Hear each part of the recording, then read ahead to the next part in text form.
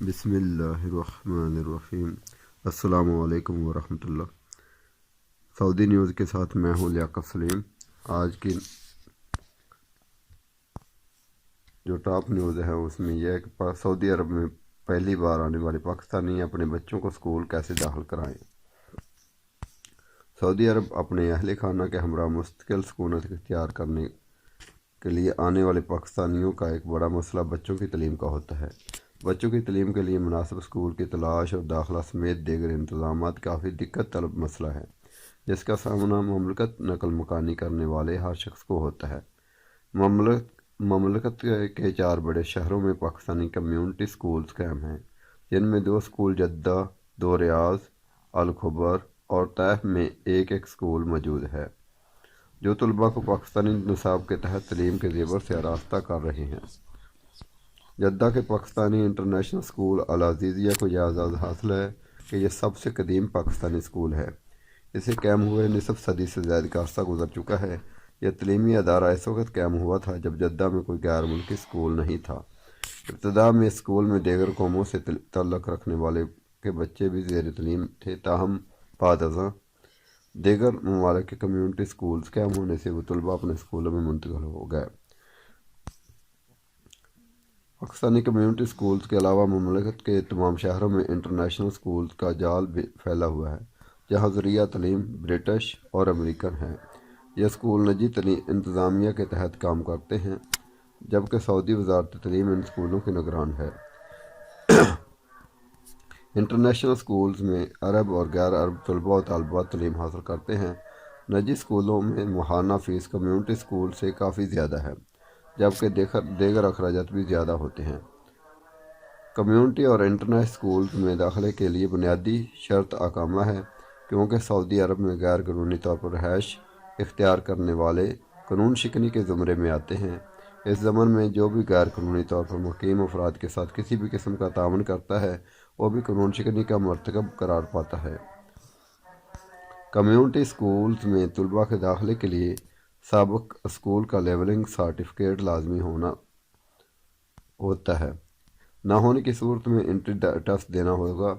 داخلے کے سلسلے میں جس معاشی مشکلات کا والدین اور سرپرستوں کو سامنا کرنا پڑتا ہے وہ اضافی فیس کا ہے، کیونکہ اسکول کے نئی تعلیمی سال کا آغاز مارچ میں ہونے والے سالانہ امتحانات کے بعد ہوتا ہے۔ اس حساب سے اگر کوئی مئی یا جون میں داخلہ لیتا ہے اور اس کے پاس سابق اسکول کا ثبوت نہیں ہوتا، تو اس سے نئے تعلیمی سال کے آغاز کے حساب سے اور داخلے کی تاریخ تک پوری فیس وصول کی جاتی ہے، جبکہ اس دوران بچے نے اسکول میں پڑھا ہی نہیں ہوتا۔ کمیونٹی اسکولوں میں بھی داخلہ فیس اور ماہانہ فیس کے علاوہ دیگر اضافی اخراجات وصول کیے جاتے ہیں، جنہیں ادا کرنے کے بعد داخلہ ملتا ہے۔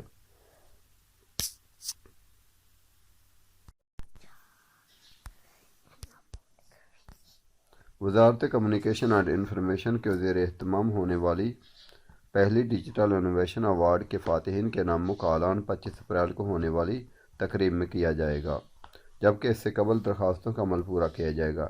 عرب نیوز سے بات کرتے ہوئے وزارت ڈیجیٹل انوویشن سینٹر کے جنرل ڈائریکٹر ابراہیم الناصر کا کہنا تھا کہ ایوارڈز کا مقصد ڈیجیٹل تحقیق اور محققین کی حوصلہ افزائی کے علاوہ ڈیجیٹل تحقیق اور کاروباری ماڈلز کی ترقی میں شراکت کرنا ہے۔ انہوں نے امید ظاہر کی کہ اس سے مارکیٹ کو نئے مواقع دستیاب ہونے میں مدد ملے گی۔ تمام کیٹیگریز میں کامیابی حاصل کرنے والے 5 فاتحین کو 80,000 سعودی ریال انعام میں دیے جائیں گے۔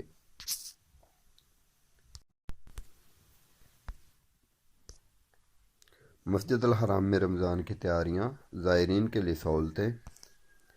مسجد الحرام میں رمضان کی تیاریاں شروع کر دی گئی ہیں۔ اس مقصد کے لیے انتظامیہ کا خصوصی اجلاس سیکرٹری ڈاکٹر سعد المحمید کی صدارت میں ہوا۔ سعودی خبر رساں ایجنسی SPA کے مطابق مسجد الحرام کے مختلف اداروں اور شعبوں نے زائرین کی خدمت اور سہولت کے لیے جو اسکیمیں تیار کی تھیں، ان کی تفصیلات پیش کی گئیں۔ خصوصاً صحت انتظامات پر زیادہ زور دیا گیا۔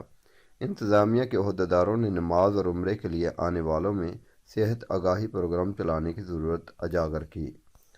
ڈاکٹر المحمید نے بتایا کہ انتظامیہ زائرین کو مناسب اور ضروری سہولتیں فراہم کرے گی۔ اس حوالے سے کسی قسم کی کوئی کوتاہی نہیں برداشت کی جائے گی۔ حکومت کی طرف سے بھرپور مدد مل رہی ہے۔ دوسری جانب سعودی عرب میں رمضان کے دوران بڑے بڑے شہروں میں افطار کیمپ اور افطار خیمے لگائے جاتے ہیں۔ ہوٹل اور مساجد کے احاطوں میں بھی اس کا انتظام کیا جاتا ہے۔ سبق ویب سائٹ کے مطابق مقامی شہریوں نے سوال اٹھایا ہے کہ کیا اس سال رمضان کیمپ لگانے کی اجازت ہوگی یا گزشتہ برس کی طرح کورونا وبا کی وجہ سے اس سال بھی افطار خیموں پر پابندش برقرار رہے گی۔ سبق ویب سائٹ نے اس باخبر ذرائع کے حوالے سے بتایا کہ اس سال رمضان کیمپ لگانے کی منظوری دی جائے گی، تاہم اس حوالے سے کچھ پابندیاں ہوں گی۔ اس کا باقاعدہ اعلان ایک ہفتے کے اندر ہو جائے گا۔ بعض ذرائع کا کہنا ہے کہ ابھی تک رمضان کے دوران افطار خیموں اور کیمپوں کے اجازت نامے جاری کرنے کے بابت کوئی حتمی فیصلہ نہیں ہوا۔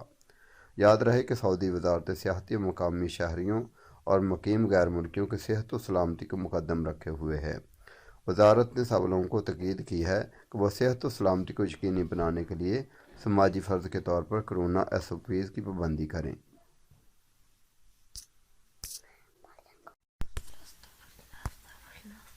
جدہ کے عوامی بازار میں اجتماعی مار پیٹ، 6 افراد گرفتار۔ جدہ کے ایک عوامی بازار میں اجتماعی مار پیٹ کی ویڈیو سوشل میڈیا پر وائرل ہے۔ مکہ ریجن پولیس کے ترجمان نے بیان میں بتایا کہ وائرل ویڈیو میں نظر آنے والے افراد کو گرفتار کر لیا گیا ہے۔ سابق خبر رساں ادارے SPA کے مطابق پولیس ترجمان نے کہا کہ جدہ کے ایک عوامی بازار میں اجتماعی مار پیٹ کی ویڈیو کی مدد سے مار پیٹ کرنے والوں کو شناخت کر کے گرفتار کیا گیا۔ ان میں سے 3 قانونی طور پر مقیم اور 3 اقامہ قانون کی خلاف ورزی کرنے والے پائے گئے اور سب کا تعلق پاکستان سے ہے۔ پولیس ترجمان نے بتایا کہ پاکستانیوں میں مار پیٹ آپسی اختلافات کی وجہ سے ہوئی ہے۔ ان کے خلاف مقدمہ درج کر کے انہیں پبلک پراسیکیوشن کے حوالے کر دیا گیا ہے۔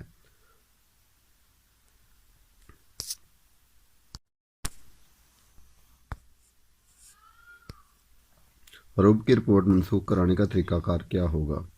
وزارت افرادی قوت نے کہا ہے غیر ملکی کارکن کے حروب کی رپورٹ 20 دن کے اندر منسوخ کرائی جا سکتی ہے۔ آجل ویب سائٹ کے مطابق وزارت سے ایک صارف نے سوال کیا ہے کیا یہ بات صحیح ہے کہ حروب رپورٹ منسوخ کر دی گئی ہے، جس کے بعد حروب والے کارکن اپنے اقاموں کی تجدید اور نقل حوالہ کرا سکتے ہیں۔ اس پر وزارت نے کہا حروب کونسل کے ساتھ معاملہ ویسا ہی ہے جیسے پہلے تھا، جبکہ حروب کی رپورٹ درج کرنے کے 20 دن کے اندر کفیل کو اختیار ہے کہ وہ اسے آن لائن طریقے سے منسوخ کرا سکتا ہے۔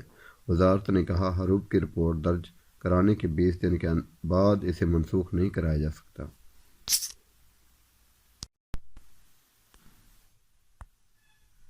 جمعے کو شمالی علاقوں میں درجہ حرارت کم رہنے کا امکان۔